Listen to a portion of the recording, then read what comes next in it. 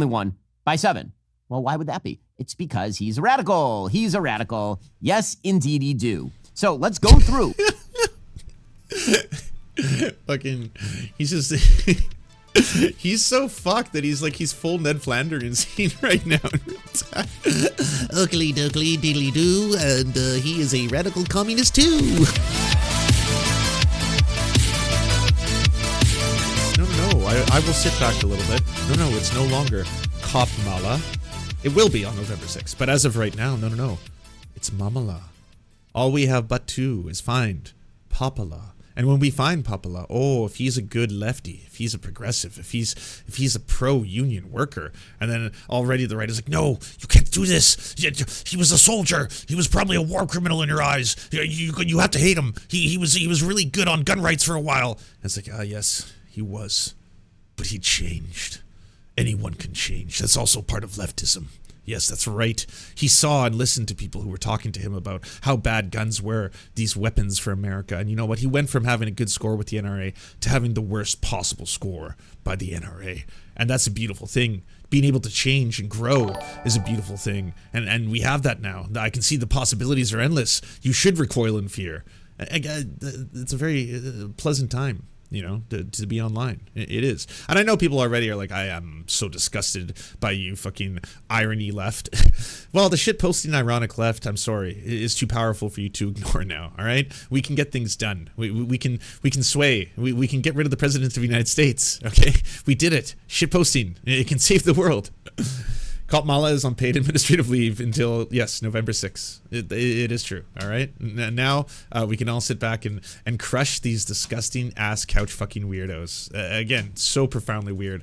And the response to all of this has just been to get more strange and weird and like not listen to people like Mike Johnson. One of the weirdest fucking human beings on the planet. He's the guy who monitors his son's porn use and like has an app that will notify him the second his son is jerking off and show him exactly what his son is jerking off to. That's not a made up story. I cannot be sued for libel.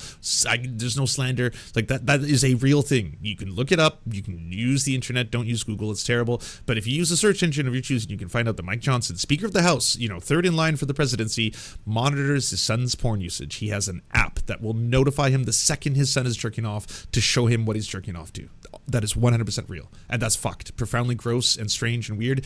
Even he is like, dial this shit down. Even Mike Johnson is like, can we just tone down the racism? And then it's like, sure, yeah, we got you, no problem.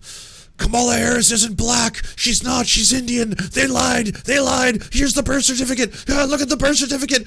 She's not even an American. And it's like, whoa, okay. Well, didn't do that one. Maybe let's try something easier, I guess. Can you tone down the sexism? Totally. We got you.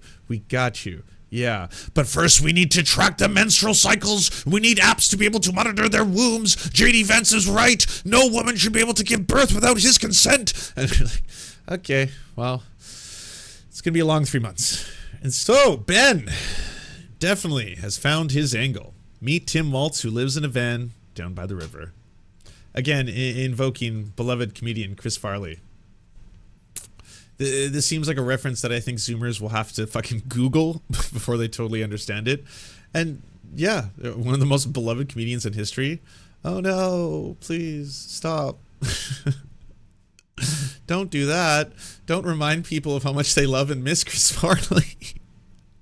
What are you going to do next? Robin Williams?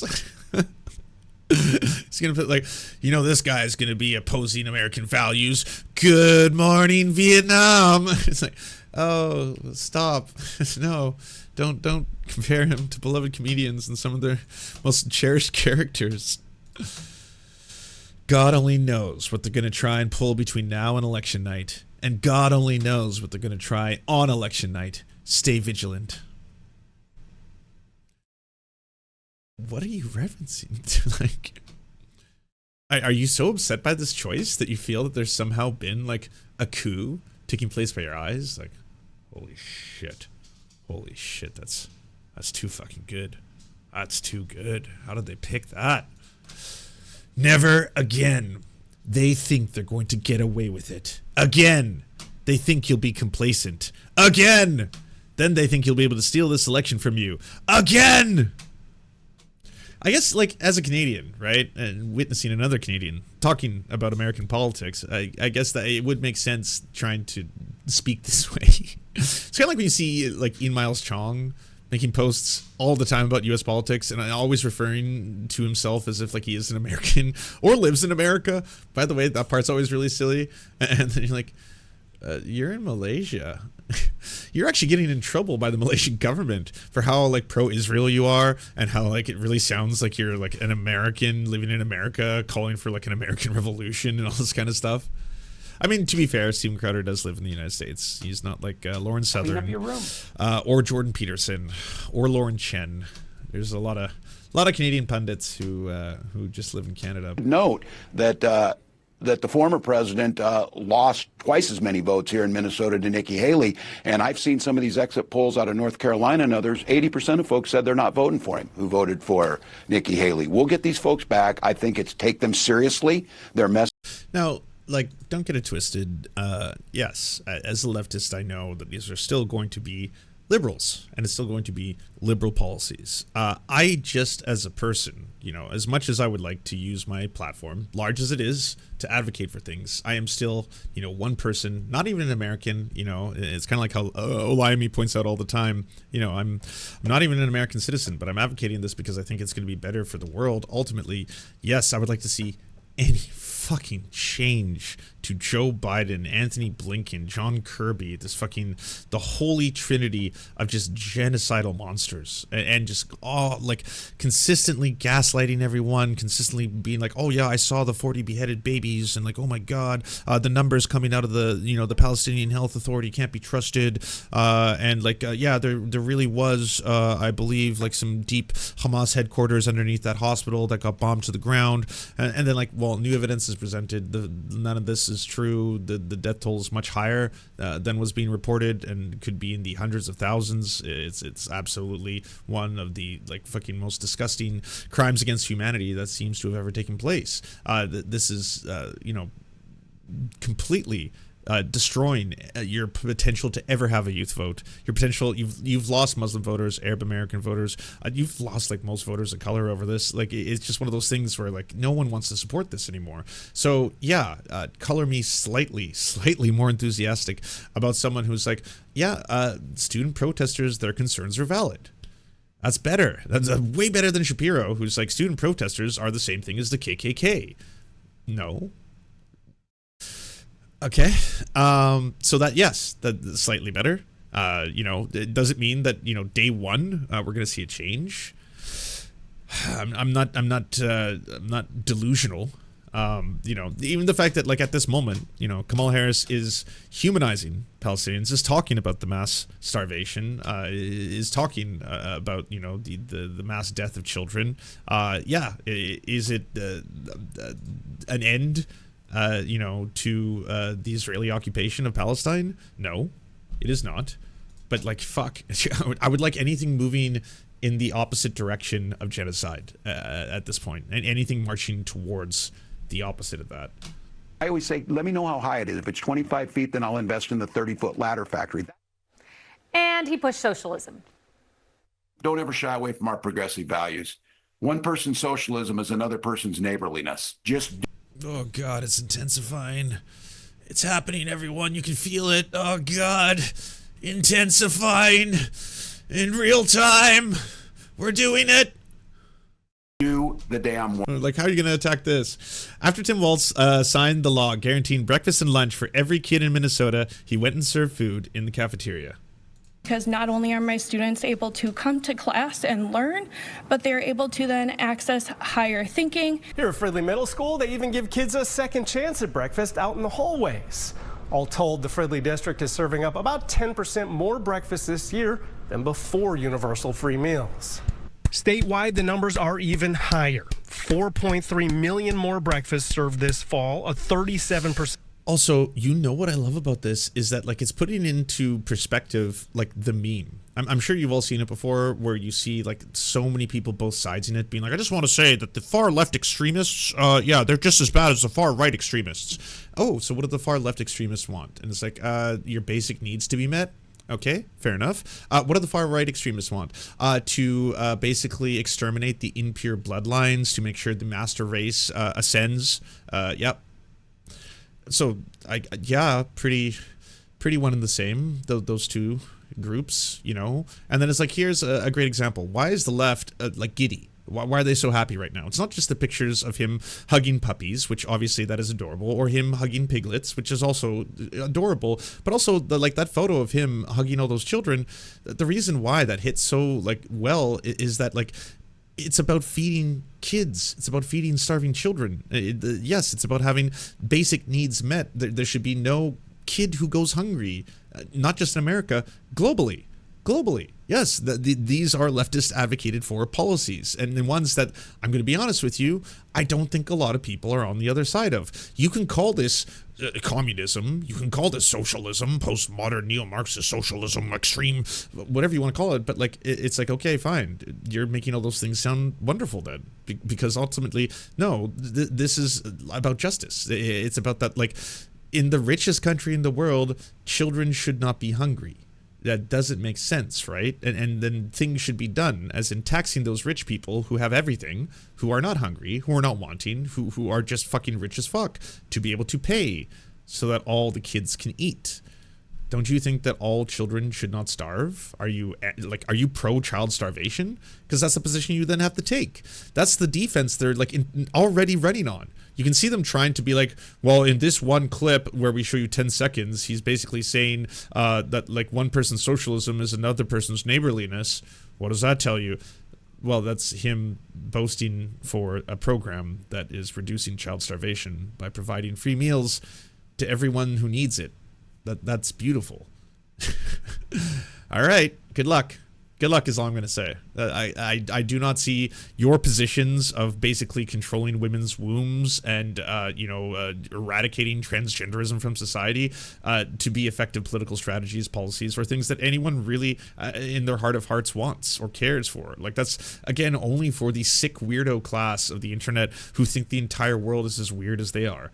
It's this echo chamber you've created for yourself from years and years of strange and gross behavior, and now all of a sudden you think everyone else is like you. And so the second there's like, say, a cis woman who's a boxer who wins a boxing match because she's really good at boxing, all of a sudden it's like, trans, inspect the genitals, we have to look at genitals, unless we see the genitals we'll never know.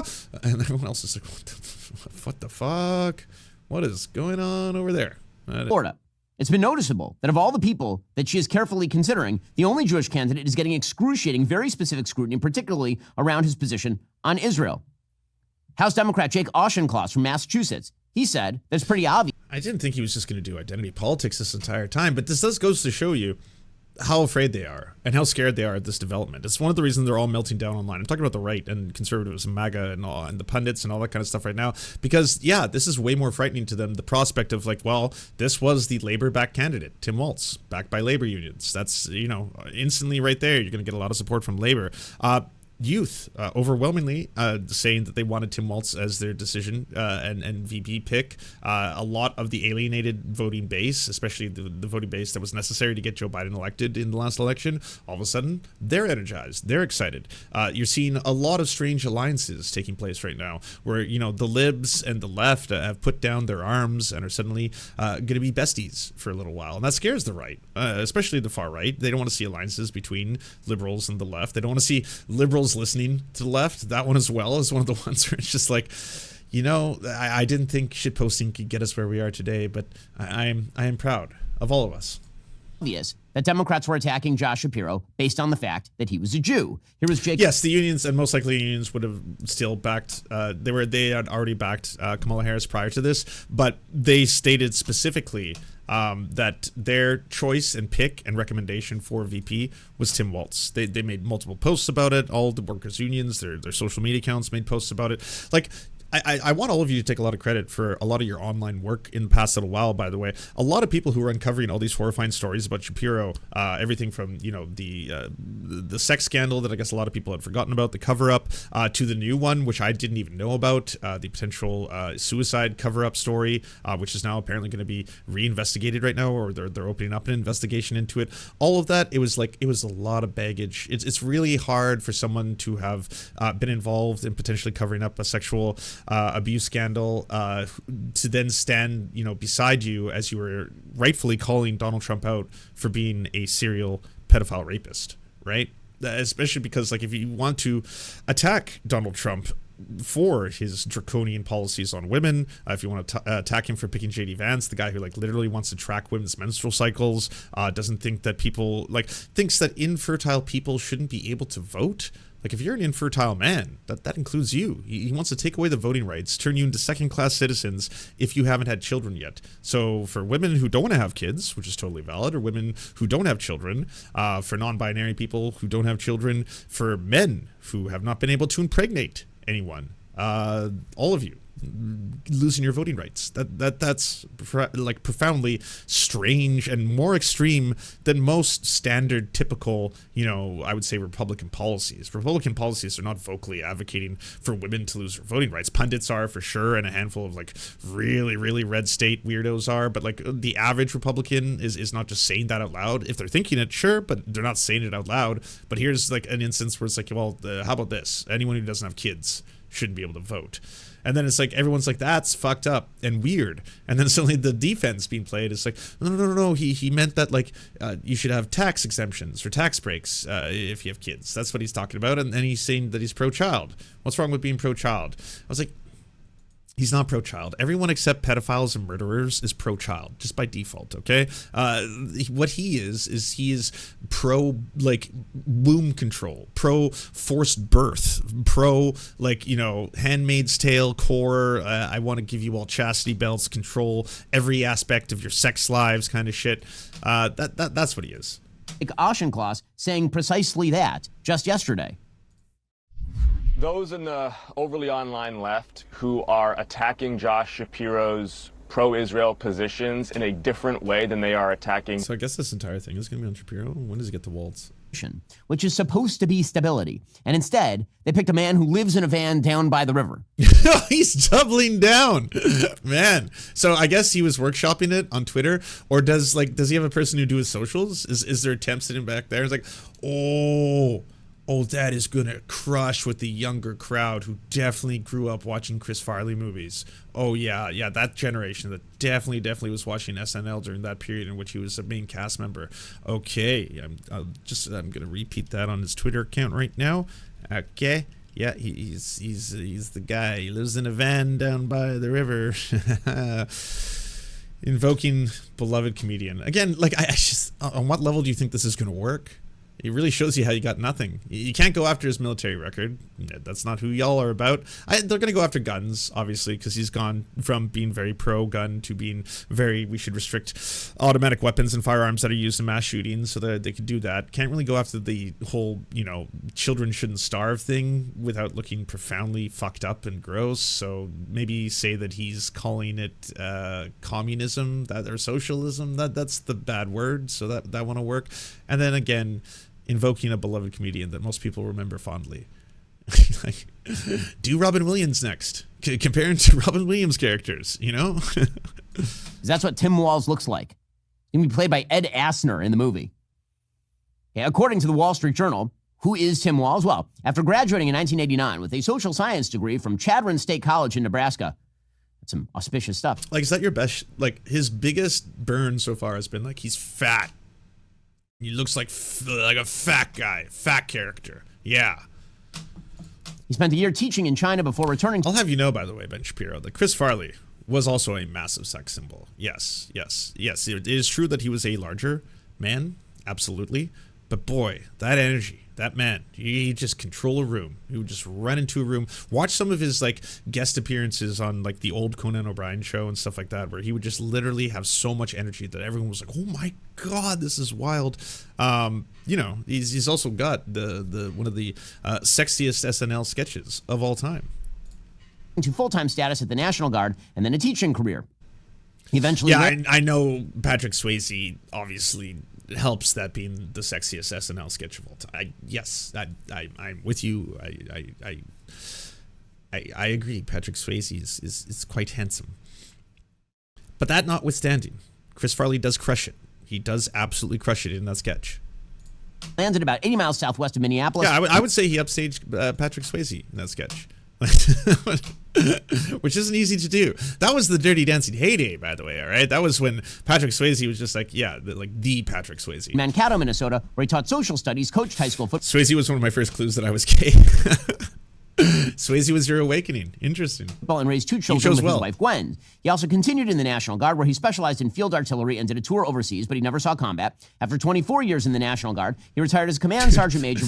He never saw combat? Oh, man. So he actually hasn't, murdered a whole bunch of poor people overseas, which was going to be my first, gonna have to just compartmentalize parts of this for a while, because he did have a long service, almost 23 years, I believe. That is a very long time to be within some faculty of the U.S. military. But then that's true, it is not the same as being a soldier and who's involved in direct combat and some kind of occupation somewhere else. So but now they're trying to use that in the inverse. I'm like, well, we don't really think that he should have any kind of valor.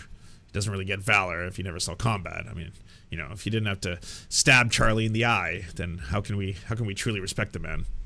Before he first ran for Congress in 2006. He was then in his early 40s. He entered politics and managed to unseat a 6-term Republican congressman in a mostly rural southern Minnesota district, running as a moderate. And it turns out he was lying. He spent 12 years in Congress. Then he ran for governor as someone willing to compromise with Republicans. He won by 11 percentage points in 2018. Which was almost 4 points higher than his 2022 real. Where was the lying part? Because I see immediately and he was lying about what part? Victory, where he only won by 7. Well, why would that be? It's because he's a radical. He's a radical. Yes, indeed he do. So let's go through. He's just... He's so fucked that he's full Ned Flanders right now in real time. Oakley dokley diddly doo, and he is a radical communist too. His record as the governor of Minnesota, because it's quite terrible, actually. According to the Wall Street Journal, Minnesota became something of a laboratory in 2023 for many of the Democratic Party's goals. Once Walz had a legislature fully controlled by Democrats. So this is what Kamala Harris's administration would look like. This is what Tim Walz wants America to look like. Besides establishing the goal of a carbon-free electrical grid by 2040, by the way, great idea. Carbon-free electrical grid means a non-working electrical grid. Just get ready for it. And that is particularly smart in a place like Minnesota that gets incredibly cold and where intermittent... Do you know how many European countries get the majority of their energy through sunlight now? Sorry, these talking points, they would have worked in the 80s, but to be like, carbon neutral, get ready for no power whatsoever. You know who's got no power? Fucking Texas, multiple times a year. Why is that? Well, what's different about Texas? How does Texas hit different than the rest of the United States? What kind of privatization took place that may affect the ability for people to have energy when they need it the most, when they're fucking really ass cold, that kind of shit. Energy being provided to people's homes actually ends up really, really badly, as Texas learned when it relied too heavily on wind and solar in the middle of a giant... That's not what happened. It's because they privatized their power grid. That's 100% what happened. And individual companies were capable of doing surcharging. Because capitalism. Hey, by the way, people need energy more now than ever before. And there's a whole bunch of energy problems. We'll charge you more because we can. Because all of a sudden it's it's a private company. It's capitalism. They can do what they want, right? See? It's because they switched to solar and wind power, and if you know it, the wind, it kills birds, and then the birds destroy the blades, and then the power stops because birds, wind, and that's how the world works. Giant snap, cold snap.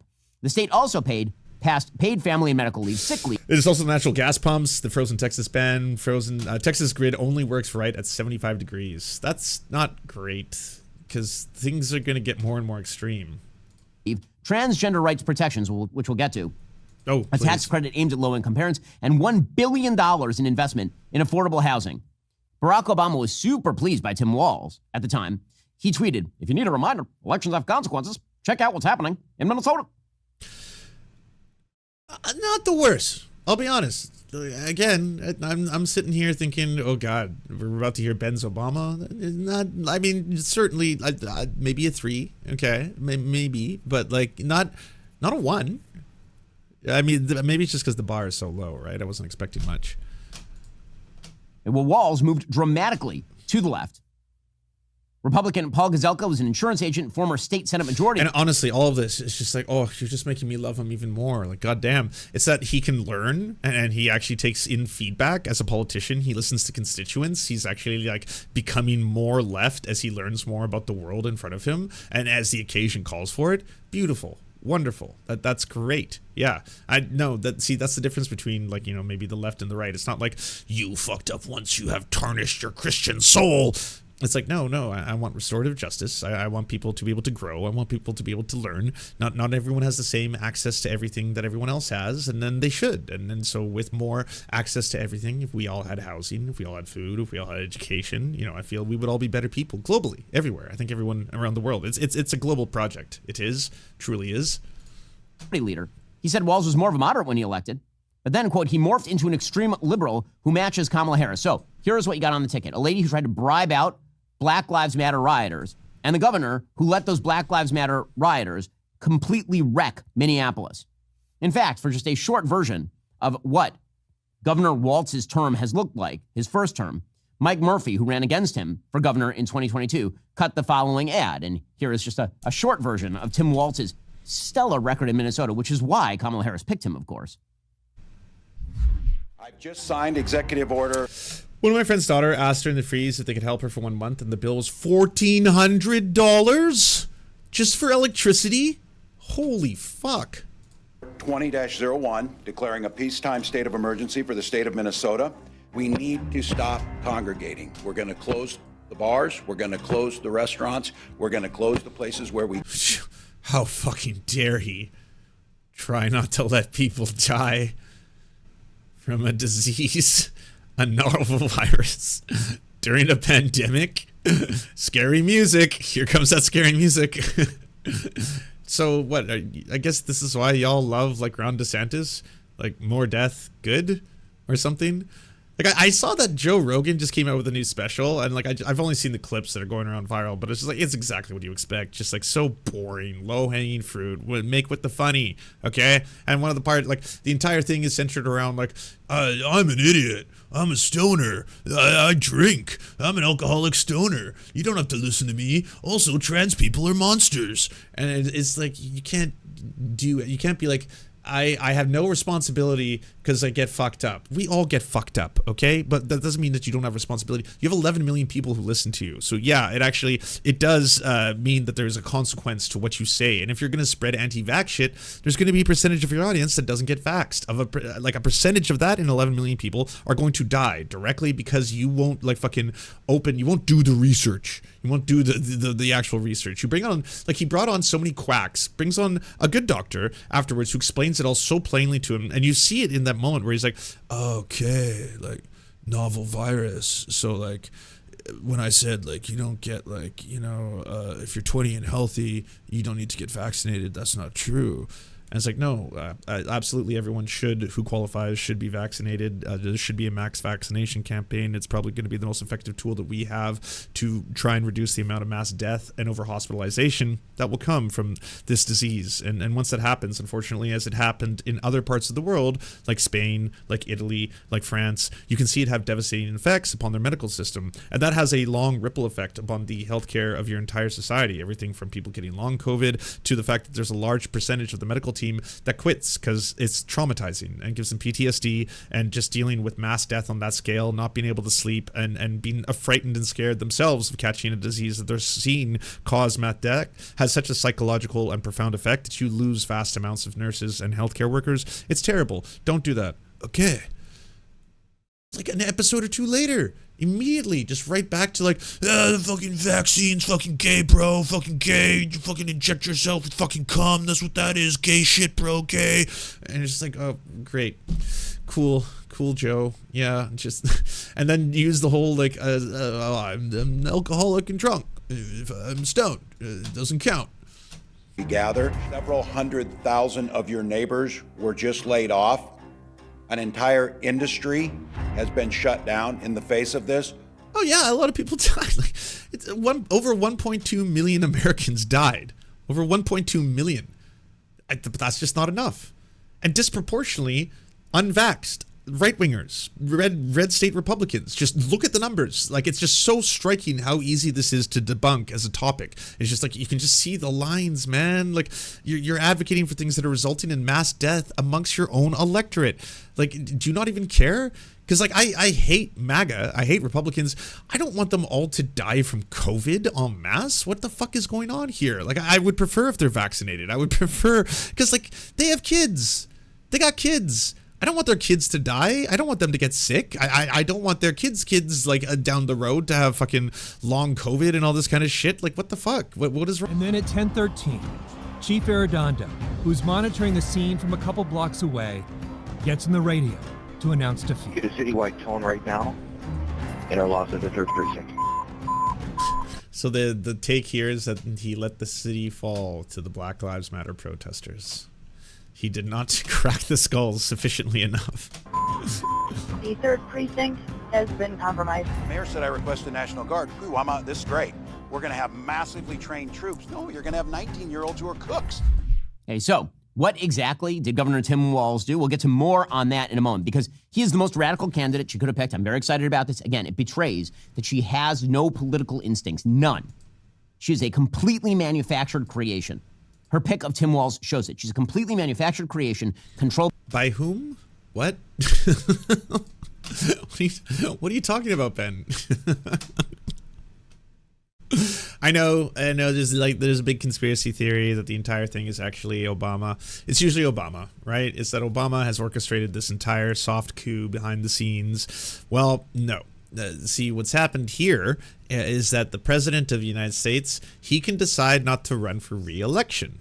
Again, I'm a Canadian, so you gotta bear with me here, America. But my understanding is that he can step down of his own accord. He was the only one who could, and he decided to do so after much struggle with the fact that everyone around him eventually was like, you cannot do this, sir. It took it even going past the pod save bros. It took the big donors pulling out, which scared Adam Schiff, Nancy Pelosi, and at that point they were like, this ain't happening. We're not losing them big donors. The whole thing works. And then at that point, the next natural pick was going to be her vice president. She was already on the ticket. She was already who the primary voters voted for. And then, I know, it's wild, she gets to pick her VP. And that's how this works. So she started doing that. Now, the neat thing about this is that is technically a bit of an undemocratic process insofar as that's not a decision the people of the United States get to make. But I really feel like somehow she has surrounded herself with a team, maybe they're a little bit younger or something, who are actually listening to everybody. Everyone, I'm saying globally, like the whole eyes of the world are, as always, on the American election. And everyone is like, please, for the love of God, don't fuck this up, all right? You have no idea how tenuous the coconut tree pilled, unburdened by what has been memes will be and how fast they will be destroyed and disintegrated if you go down, hey, it's going to be business as usual. Like, you have a massive amount of undecided, uncommitted voters. You have massive amounts of undecided, uncommitted voters in swing states. You have an entire generation that is reviled and repulsed by this, like the policies of Joe Biden and then his entourage of cohorts. If you're offering an alternative to that, as in, yes, I'm going to put in someone who is pro-worker, someone who is pro-labor, someone who has not called Palestinian protesters the same thing as the KKK, someone who has said that we should be listening to the concerns of the student protesters. That is a different option. That is a different pathway. That is something where people can get excited about and actually start to think, hey, you know what? Maybe I will. Maybe I will get up and I will go out and I will vote. Maybe I will do that because you need that. What would destroy the ability for Joe Biden to get reelected is apathy, low voter turnout. And I would completely understand it. I could vote shame people forever as a fucking Canadian, not even living in the States. But like that doesn't, I've always said, like, that's not effective. What you have to worry about is people who are like, I don't want Trump to win, but fuck Genocide Joe. That's all there is to it. I cannot, in good conscience, have looked at like dead, burnt babies every day for the past 10 fucking months and write an X by his name. You know, I can't do that. I just can't bring myself to do that. I know Trump will be worse. I know Trump will probably accelerate the genocide. I know. I get that, but I can't bring myself to do that. There's no amount of trolley problems that are going to fix this. No amount. You can trolley problem shame libs, every leftist, every youth, every person of color that you disagree with, and like, you don't understand, the privilege, the privilege, you don't understand. It's not going to work, though. It's not going to make people Pokemon go to the polls. That's not what gets people excited. What gets people excited is hope and change. I can still hear Obama's voice in the back of my head because, man, was that guy a public speaker of public speakers. Turns out he was a war criminal, and yes, that's just the reality of the world we live in. Turns out most U.S. presidents, they suck. But, man, that captivating feeling, you know? I remember Canadians watching that election and crying, like just tears streaming down their faces. Canadians, I don't know if it's the same thing the rest of the world, but I can tell you firsthand, Canadians, oh my God, and then the next morning being like, isn't it beautiful? We did it. We. I don't know. I feel like it didn't really have much of an effect on that one, but it is cool. It's pretty badass. I'm really happy they elected a black guy. That's so cool. That really fucking is just such a middle finger to just the racist ass history of the United States. Hell yeah. The hope and the change and fuck all this disgusting ass noise. And that was coming again during a period in time where every day there was just a fucking onslaught of horrifying war crimes. Now, we didn't have social media in the same way we did back then, but man, the Iraq War and all of the fucking like, you didn't get the video, you didn't get the 4K, you didn't get just the pictures of the dead babies that American soldiers were murdering and massacring every single fucking day of your lives, but the stories did start to flow in one way or another, and brave journalists, not the ones who were on CNN for the press tour with the soldiers walking around being like, oh, tell us a little bit about every day what it's like to liberate an entire country. Isn't it cool that you're spreading freedom? Yeah, it's really cool. I'm spreading freedom. I love spreading freedom every single day. You know, I sometimes go on to my drone strike software. I spread a little freedom there. Sometimes I go into a tank, spread some freedom there as well. It's fucking, I love spreading freedom. But there was journalists who were willing to be like, this is a monstrous human disaster that is causing the mass death of children. There's starvation. There's mass disease. It is horrifying. This is just, again, disgusting. And then along comes, you know, amazing speaker Barack Obama. And you know, he's giving speeches about hope and change, and that's what gets people like, yes, yeah, the better future is possible. Change, hope. I'm going to the polls. I'm volunteering. I'm donating cash. Yes, my hard-earned cash. Money is very hard to come by right now. It's not an easy thing, but yes, here it is. A little bit of a dono just to make that hope and change happen. By the media and controlled by her base. It's that simple. Remember, the breaking news is that Tim Walz, not Josh Shapiro, the governor of Pennsylvania, again, it's so stupid it boggles the mind, but liberals, please listen to the left. Just again, listen to the left. We're not just talking shit. I know the fucking, from the Destinies to the Will Stancils to every single, like, fucking Pod Save America, bro. You're always just like, oh, leftists are just driven by emotion, and oh yeah, you all just hate cops, ACAB, and you all just want to be Antifa super soldiers and march in the streets, and you want to unlock communism somehow with enough AOCs. Fucking no. It's that, like, look right now towards how fucking beside themselves the right are. From, you know, the Matt Walshes to the fucking Crowders, who's talking about Crowder's speaking in the language of how America just underwent a coup. That's what he's talking about right now, okay? To the Ben Shapiro's just being like, how in the world? I can't believe this. This is so stupid. I can't believe they didn't pick Shapiro. Shapiro, oh my God, he was our guy. He was such a great choice. Because, again, it's going to be a lot easier for you to play offense in that case, right? Like, you're going to do a complete 180. The entire start of this segment was about how the attacks against Shapiro were anti-Semitic. They were specific because he was Jewish. They were attacking him because they hate Jewish people, and that's why you can just tell these far radical, racist, leftist, Marxist, communists. They hate Jewish people, so that's why they hated Shapiro. That's all there is to it. As soon as Shapiro was the vice president, you would have seen an entirely different segment from Ben Shapiro in this case. place and talking about how, yeah, I don't know if you knew this, but there's a bunch of scandals. Oh, do we get our own scandals? Juicy scandals. Yeah, I know. The other side is talking about how we're weird, how JD Vance apparently is into dolphin raping women porn and posting it on Maine, and they're making up some lies about him fucking couch, which unfortunately is a little bit better than the reality of him wanting to control and police all women's wombs. That's true. That's fucked up. That is not a great look. But hey, they got a guy who's got his own scandals. He may have covered up some kind of sex scandal, and he may have been involved in covering up some kind of, suicide scandal as well. We got that. That's really good, but not anymore. No, you get nothing. You get nothing. Good secret bonus episodes as well as uncensored content, go to patreon.com/The Serfs. This show is produced by Anna Loves Riley, Arian McCarthy, Cheryl Alvarez, Comrade Junkie, Doug Caddy, Everything Important, Hagbard Celine, Jimmy Sombrero, Multimondi, Omni, Political Poppy, Preston Kroll, Quiet 185, Riley and Anna, Roller Dragon, Cernicus, Stellar Gwyn, Sebastian Demel, Travis McClinton, Trincell, Words Greenwood, with additional support coming from all of these amazing human beings right here.